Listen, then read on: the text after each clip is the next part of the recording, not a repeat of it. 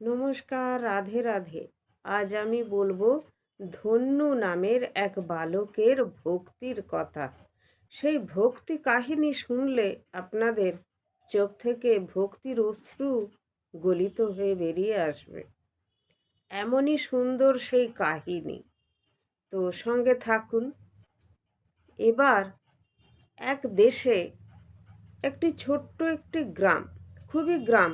তো সেই গ্রামে একটি পরিবার বাস করত।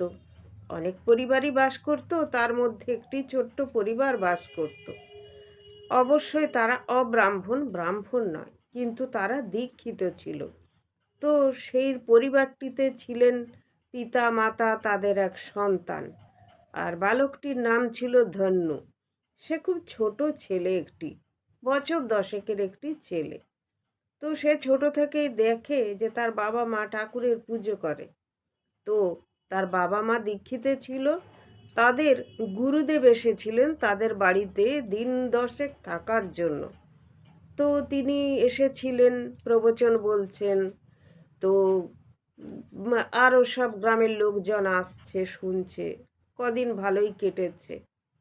তো মুশকিলটা হয়ে গেছে গুরুদেব যখন চলে যাচ্ছেন তখন। তো ধন্যু দেখতো যে প্রতিদিন গুরুদেব ঘুম থেকে উঠে সকালে স্নান করে এসে তার কাছে এক শালগ্রাম ছিল, নারায়ণ শিলা, শালগ্রাম শিলা। তো তিনি চন্দন ঘষে শালগ্রামকে দিচ্ছেন, তারপরে ফুল, তুলসী পাতা এসব দিচ্ছেন, ফল টল দিচ্ছেন, দিয়ে পুজো করছেন। তো বালকটি বসে বসে সব লক্ষ্য করত যে গুরুদেব কিভাবে পুজো করছেন। আর ধন্য জিজ্ঞেস করতো যে গুরুজি আপনি কি পুজো করছেন? না, এ আমার ঠাকুরজি আছে, একে আমি রোজ পুজো করি। দেখো তুমি আমি কি করে পুজো করি। তো মন্ত্র বলছেন, পুজো করছেন, চন্দন দিচ্ছেন, ফুল দিচ্ছেন। সেগুলি সব ধন্য দেখে এবং প্রতিদিনই এগুলি দেখে। তার খুব ভালো লাগে দেখতে। বলে তোমার ঠাকুরজি কিন্তু খুব সুন্দর দেখতে গুরুজি। বলছে তোমার ভালো লেগেছে? বলছে হ্যাঁ। তো গুরুজি আপনি যখন চলে যাবেন এই ঠাকুরজিকে আমাকে দেবেন, আমি ঠাকুরজিকে পুজো করব। গুরুজি বলছেন এই মুশকিল, আমি শালগ্রামকে কি করে দিয়ে যাব? বাচ্চা তো কিছুতেই ছাড়বে না ধন্যু। বলে আমাকে কিন্তু দিতেই হবে গুরুজি। আমাকে দিয়ে যাবেন তো? ঠাকুরজিকে আমাকে দিয়ে যাবেন তো? আমি কিন্তু পুজো করব। বলছে না বাবা, এ তো দেয়া চলে না। এ তো শালগ্রাম শিলাকে সবাই পুজো করতে পারে, এমনিতেই তো নিয়ম আছে। ব্রাহ্মণ ছাড়া পুজো করতে পারে না। শালগ্রাম শিলার পূজার অনেক বিধি আছে, অনেক অনেক কিছু আছে। তো তিনি কি করবেন? এদিকে ধান্যু তো কান্নাকাটি করছে।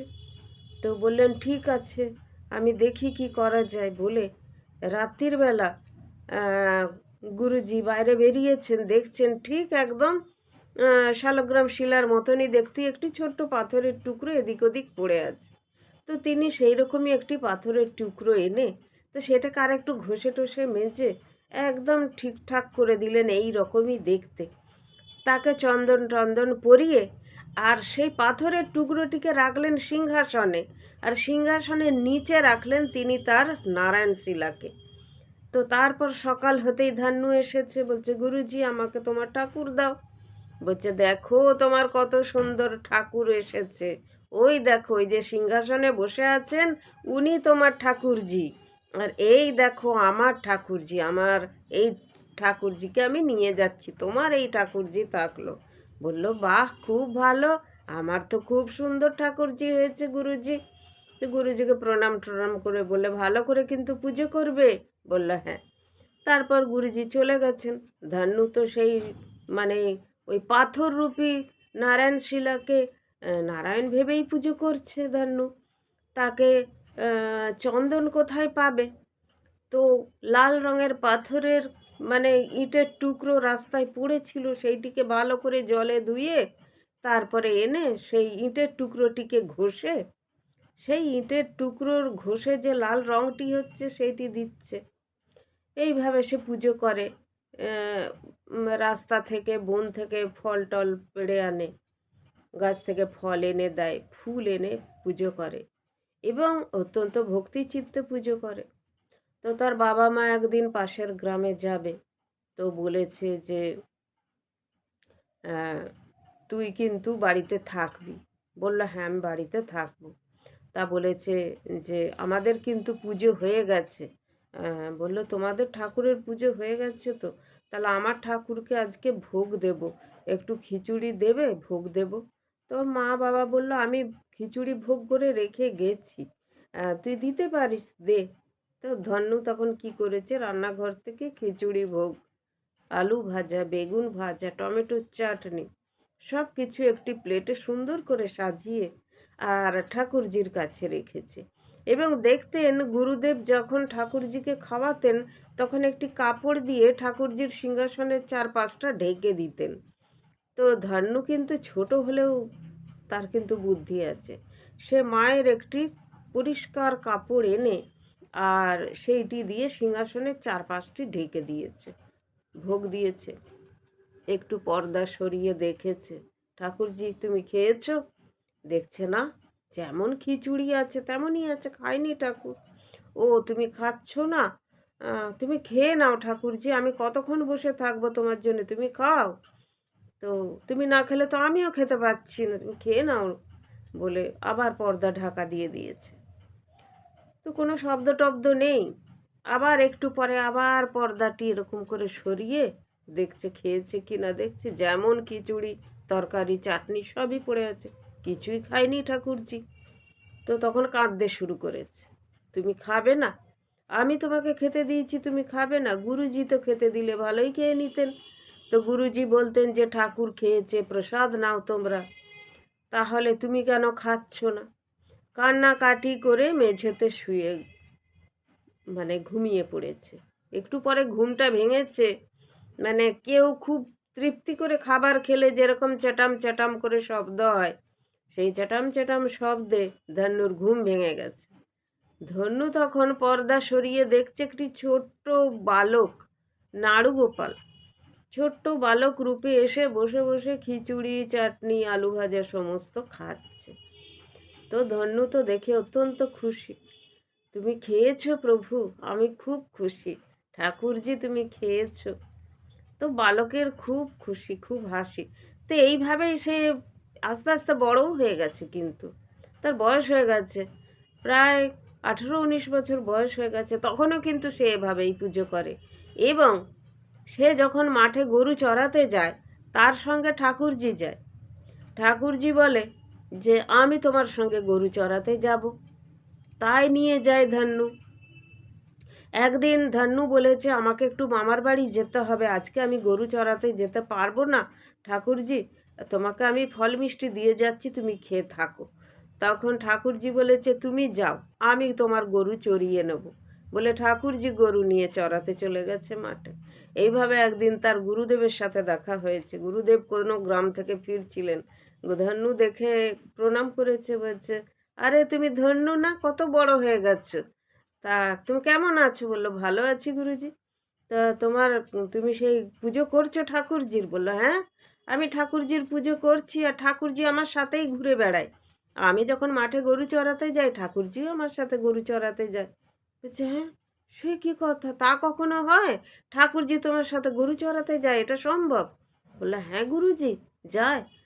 এই তো আজকেই ঠাকুরজি আমার সাথে গরু চড়াতে এসেছে। বলছি সে কি বলছো তুমি, তোমার ঠাকুরজি তোমার সাথে গরু চড়াতে আসে? বললো হ্যাঁ, আমি আপনাকে দেখাচ্ছি, ওই দেখুন ওইখানে, ওই যে দুটো, একটা লাল গরু একটা সাদা গরু আছে, ওইখানে দেখুন আমার ঠাকুরজি লাঠি হাতে দাঁড়িয়ে আছে। তো গুরুদেব তো দেখতেই পাচ্ছেন না, এ কি ব্যাপার, আমি তো দেখতে পাচ্ছি না, কোথায়? আরে তুমি ছোটবেলায় সাদা সরল ছিলে, এত বয়স হয়েছে এখনো তুমি সাদা সরল আছো ধন্যু, তোমার কোনো বুদ্ধি শুদ্ধি হয়নি। আরে উনি তো ভগবান ঠাকুরজি, উনি কখনো গরু চড়াতে আসেন? বলছে তুমি দেখতে পাচ্ছ না গুরুজি? এই তো আমি দেখতে পাচ্ছি, এই তো আমার ঠাকুরজি গরু চড়াচ্ছে। তখন না গুরুদেবের মনটা কেমন হয়েছে, যে এটা কি সত্যি হতে পারে? তিনি তখন বলছেন বাবা আমি সত্যি করেই দেখতে পাচ্ছি না, তুমি কি সত্যিই বলছো ঠাকুরজিকে এখানে আছে? তুমি একটু বলো না আমায় দেখা দিতে, আমি দেখতে চাই। উনি বিশ্বাসও করতে পারছেন না, আবার অবিশ্বাসও করতে পারছেন না।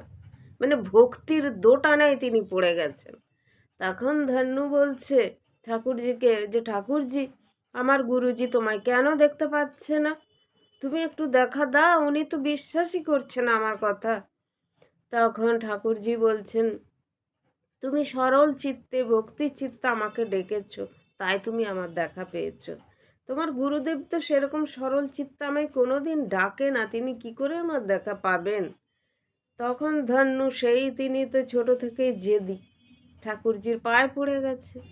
গুরুজি এত কষ্ট করছে, গুরুজি তো আমাকে তোমায় দিয়েছিল, আমি তো গুরুজির জন্য তোমাকে পেয়েছি। গুরুজি যদি আমাকে না দিত তোমাকে, আমি তোমাকে কি করে পেতাম? তাহলে আমার গুরুজিকে তুমি একটু দেখা দেবে না? সে এত কষ্ট পাচ্ছে। ঠাকুরজির মন তো গলে গেল। তিনি তো পরম সচ্চিদানন্দ ভগবান শ্রীকৃষ্ণ বাসুদেব। তিনি বললেন, ঠিক আছে ধন্যু, আমি দেখা দিচ্ছি বলে তিনি দেখা দিলেন। গুরুদেব সেই দৃশ্য দেখে মাঠেই অচৈতন্য হয়ে পড়ে গেলেন। তারপর ধন্যু তাকে চোখে মুখে জল দিয়ে জ্ঞান ফেরালেন। তখন গুরুজি বললেন, আমি আসল শালগ্রাম শিলাকে এতদিন ধরে পুজো করলাম, আমি আসল চন্দন দিয়ে পুজো করলাম, ভক্তি ভরে তাকে সব কিছু নিয়ম মাফিক পুজো করেছি, তাও আমি তার দর্শন পেলাম না কোনো দিনও। ধন্য, তোমাকে আমি একটা নুড়ি পাথর দিয়ে গেলাম রাস্তা থেকে কুড়িয়ে, তুমি সেই নুড়ি পাথরকে পুজো করলে করে, আর স্বয়ং ভগবান তোমার কাছে চলে এলো। স্বয়ং ভগবানের সঙ্গে তুমি গরু চড়াতে যাচ্ছ, এ কি লীলা প্রভু! তিনি কেঁদে ফেললেন, তার দু চোখ দিয়ে ভক্তির অশ্রু, আনন্দের অশ্রু সব ঝরঝর করে পড়ে যেতে লাগলো। তিনি বুঝতেই পারলেন যে একটি শিশুর সরলতা ভক্তিতে ভগবান কতটা সন্তুষ্ট। যেখানে জ্ঞানী গুণী মানুষ তাদের পাণ্ডিত্য নিয়ে, তাদের অহংকার নিয়ে এতটাই মত্ত থাকে যে তার মধ্যে সরলতা থাকে না, তার মধ্যে ভক্তি থাকে না, তাই ভগবানও আসে না। ভগবান ভক্তিতেই সন্তুষ্ট হন। আজ আমরা এই গল্প থেকে এটাই জানতে পারি যে ভগবান ভক্তিতে আসেন। না পুজো, না উপাচার, সব কিছুই ঠিক, কিন্তু সব কিছুর মধ্যেও ভক্তিটা প্রধান থাকা দরকার। সবাই বলে যাবেন রাধে রাধে, জয় শ্রীকৃষ্ণ, হরে কৃষ্ণ।